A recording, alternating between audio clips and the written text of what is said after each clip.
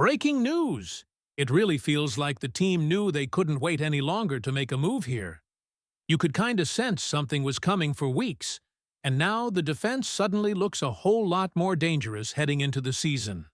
This is one of those additions that might not seem massive at first glance, but when you really break it down, it could end up being a huge difference-maker for this pass rush.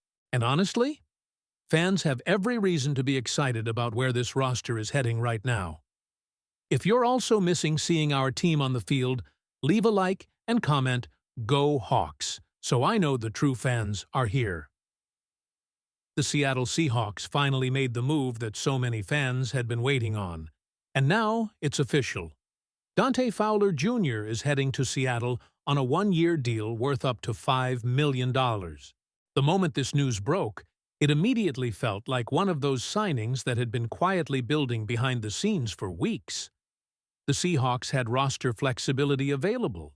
They had an obvious need at edge rusher depth, and all signs kept pointing toward a veteran addition eventually happening. Now it has, and honestly, this move makes a ton of sense for where this roster currently stands. What stands out immediately about this signing is how perfectly Fowler fits into what Mike Macdonald and the Seahawks are trying to build defensively. This is not a random late offseason pickup. This is a calculated move by John Schneider to bring in a veteran who already understands the defensive concepts being installed. Fowler previously worked with defensive coordinator Aiden Durd in Dallas, which means the learning curve is dramatically reduced from day one. That matters more than people realize.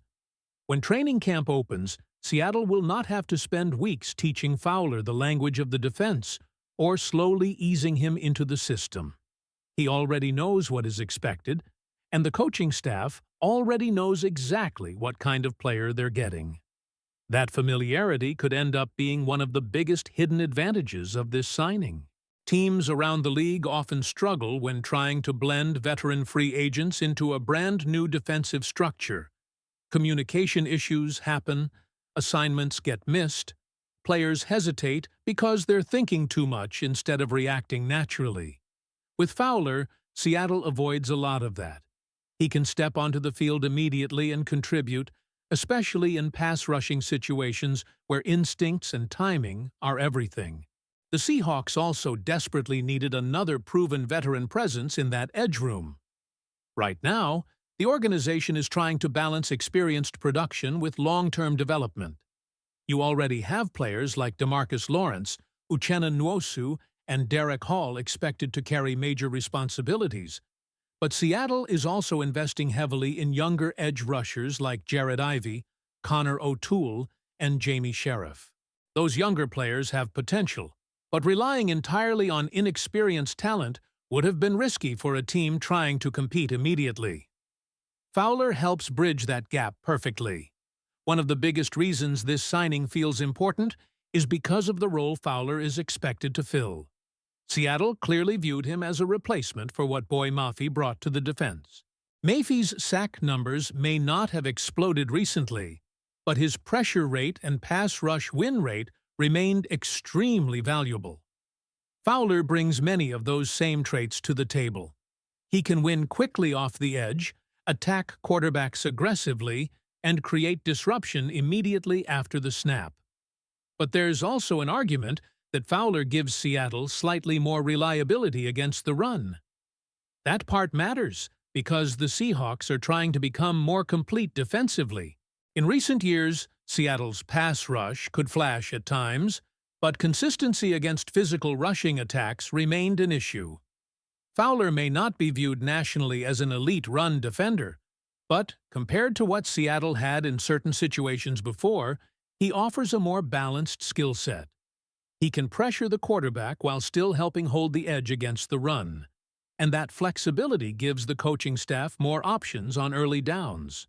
The financial side of this move also deserves attention because this is another example of John Schneider refusing to panic in free agency. Seattle did not overpay here. They did not hand out a long-term contract that could become a problem later.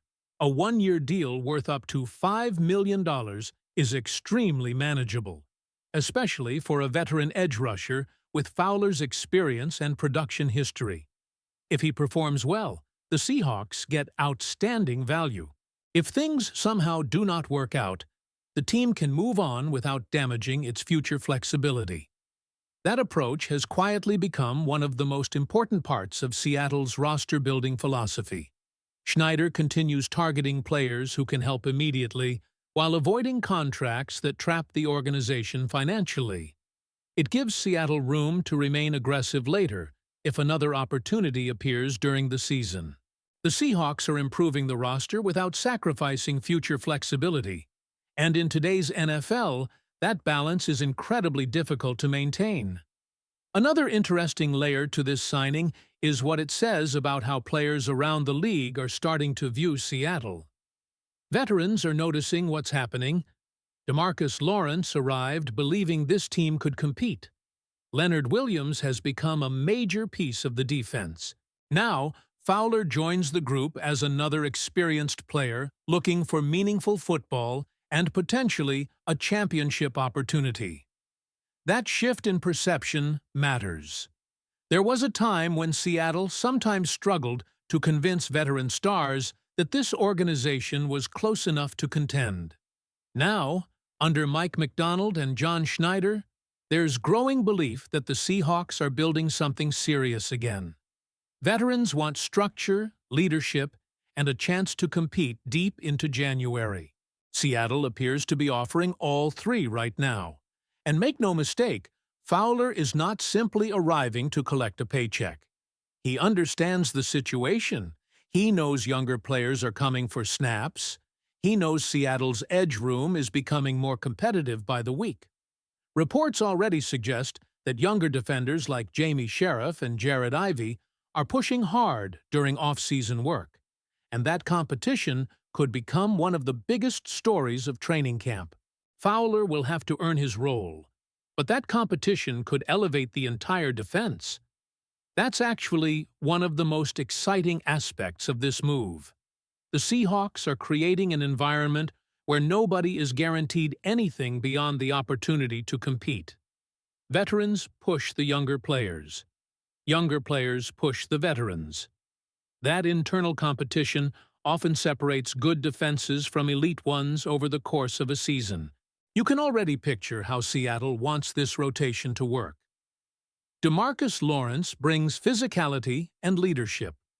Uchenna Nwosu provides versatility and experience. Derek Hall continues developing into a long-term piece. Fowler supplies immediate pass rush juice and veteran depth. Then behind them, Seattle can slowly develop the next wave of edge talent without forcing those players into impossible situations too early.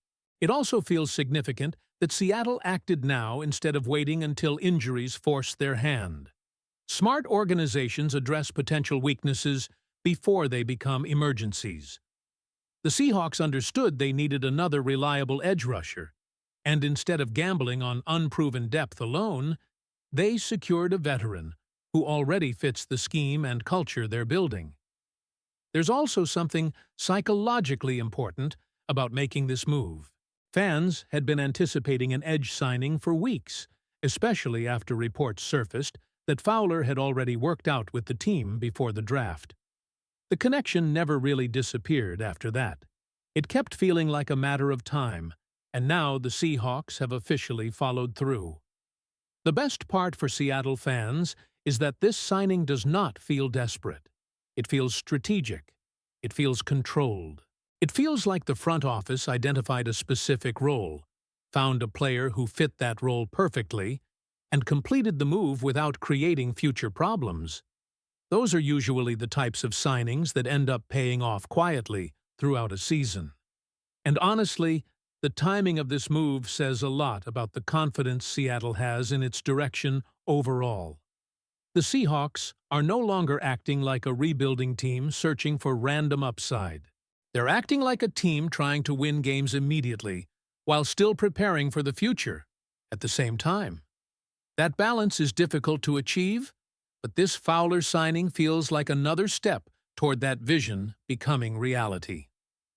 Now the big question becomes how large Fowler's role actually grows once the season begins? Will he simply rotate as a situational pass rusher? Or could he become a major contributor in key defensive packages? And maybe even more importantly, does this signing finally give Seattle the complete edge rotation needed to compete with the NFC's best offenses this season? What do you think about the Dante Fowler Jr. signing, and how big of an impact do you believe he'll have on the Seahawks defense this year? Make sure you subscribe to the channel, leave a like on the video, and turn on notifications so you never miss any Seahawks breaking news throughout the offseason. And don't forget to click the video on your screen right now, because all the latest Seahawks updates and exclusive coverage, you're only going to find it right here.